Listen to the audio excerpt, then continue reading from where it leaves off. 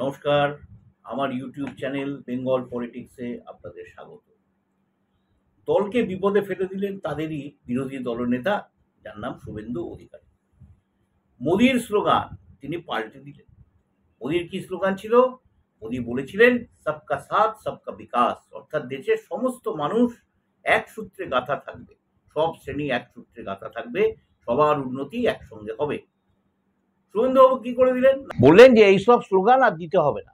কি দিতে হবে না, উনি বললেন যে দিতে হবে এইরকম বলতে হবে, জো হামারা সাথ হাম উসকা সাথ, মানে যে আমার সঙ্গে আছে আমি তার সঙ্গে আছি, যে আমার সঙ্গে নেই আমি তার সঙ্গে নেই, মানে সে আমার কার্যত শত্রু। শুভেন্দুবাবু এটা বুঝিয়ে দিলেন। আরেকটা ব্যাপার, তিনি আরেকটা বেফাস মন্তব্য করলেন, বললেন যে দলের সংখ্যালঘু সেলের কোনো আর দরকার নেই, এটা তুলে দিলেই ভালো হয়। তার এই দুটি মন্তব্য নিয়ে কিন্তু বেজায় ঝড় উঠেছে। শুধু তাই নয়, সংবাদ মাধ্যম, সর্বভারতীয় সংবাদ মাধ্যমও যার মধ্যে রয়েছে, ইদানিং তো একটু গদি মিডিয়াও অন্যরকম বলতে শুরু করেছে। তারা বলতে শুরু করলো যে আসলে বিজেপি হিন্দুদেরই দল, শুভেন্দু সেটা বলে ফেলেছে। তারপরে কি যেটা হলো, বিজেপির দলের মধ্যে এটা নিয়ে প্রচণ্ড হৈ হৈ হলো, যে কেননা বিজেপি তো আসলে সত্যিই হিন্দুদের দল। বিজেপি হচ্ছে হিন্দুদের সঙ্গে রাখতে চায়, মুসলমানদের রাখতে চায় না। তারা দেশের 30% ভোটকে, অর্থাৎ মুসলমানদের ভোটকে বাদ দিয়েই তারা ইয়েতে জিততে চায় ভোটে। এই অবস্থায় কিন্তু এই একটা বলে ফেলাতে বিজেপি কিন্তু বেকায়দায় পড়ে গেছে, বিশেষ করে রাজ্য বিজেপি। শ্রমিক ভট্টাচার্য, বিজেপির মুখপাত্র, তিনি তড়িঘড়ি একটি সাংবাদিক সম্মেলন ডেকে বলেছেন যে না না, আমরা ইয়েদের সঙ্গে আছি, জাতীয়তাবাদী মুসলমানদের সঙ্গে আছি, আমরা তাদের ভালোবাসি, আমাদের শুধু তাদের ব্যাপার নিয়ে আমাদের আপত্তি আছে, তাদের আমরা ভালোবাসি না।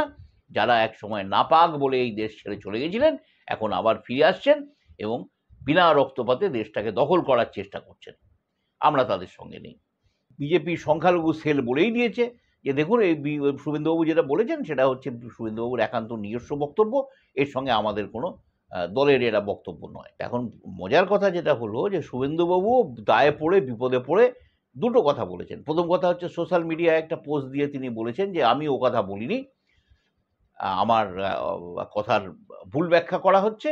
আবার তিনি একটা কথা বলেছেন যে আমি যেহেতু এটা আমি রাজনৈতিকভাবে এই কথাটা বলেছিলাম, কেন না দেশের মুসলমানরা, রাজ্যের মুসলমানরা, দেশের নয় রাজ্যের মুসলমানদের কথা উনি বলেছেন যে রাজ্যের মুসলমানরা আগে 91%-এর মধ্যে 91% ভোট দিত অন্যদিকে, আমাদের দিত না, এখন দেয় না 95%, তারা মমতা বন্দ্যোপাধ্যায়কে ভোট দেন। সেই জন্য আমি বলেছি সংখ্যালঘু সেল থাকার দরকার নেই। আর ওই যেটা রয়েছে, আর ওইটার সঙ্গে কিন্তু দেশের বিকাশের তো কোনো সম্পর্ক নেই। স্লোগানের সঙ্গে কি দেশের বিকাশের সম্পর্ক আছে? তা তো নেই। সুতরাং এটাও আমি রাজনৈতিকভাবেই বলেছি আর কি। যাই হোক, মোদির স্লোগান পাল্টে দেবেন শুভেন্দুবাবুর মতন একজন বাঙালি নেতা, তা কি করে হতে পারে?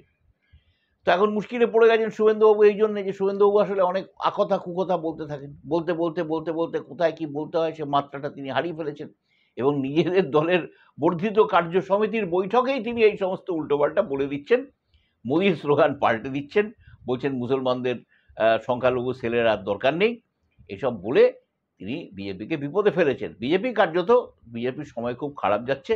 বিজেপি যাই ধরছে সেটাই দেখা যাচ্ছে যে ধুলোয় পরিণত হচ্ছে, এবং সেখান থেকে বিজেপি কোনো ফয়দা তুলতে পারছে না। কিন্তু তার মধ্যে শুভেন্দুবাবুর মতো লোকেরা যদি নিজেদের সংযত করতে না পারেন, এই যেমন ধরুন সুকান্ত, আমাদের মজুমদার সাহেব, সুকান্ত মজুমদার, তিনি এক সময় বলতেন যে ইডি সিবিআই দিয়ে একে ধরিয়ে দেওয়া হবে, তাকে ধরিয়ে দেওয়া হবে, লিজ দিতেন। এখন তিনি আবার বলছেন যে ইডি সিবিআই দিয়ে অথবা কেন্দ্রীয় সরকারকে ভোটের সময় নিয়ে এসে আমাদের ভোটে জেতার কোনো আশা নেই, আমাদের সংগঠন তৈরি করতে হবে। তিনি দেরিতে বুঝেছেন। যাই হোক, কিন্তু শুভেন্দুবাবু এখনো বুঝতে পারেননি। শুভেন্দুবাবু মনে করছেন যে তিনি হটটক করে গেলেই, বড়ম্বা চওড়া ভাষণ দিলেই কিন্তু মানুষ তার সঙ্গে সঙ্গে যাবে, তার এই কথা শুনে প্রচুর হাততালি দেবে এবং ভোটটাও বিজেপিকে দিয়ে দেবে। নমস্কার, আমার এই ভিডিও যদি ভালো লেগে থাকে তাহলে লাইক করুন, শেয়ার করুন এবং সাবস্ক্রাইব করুন।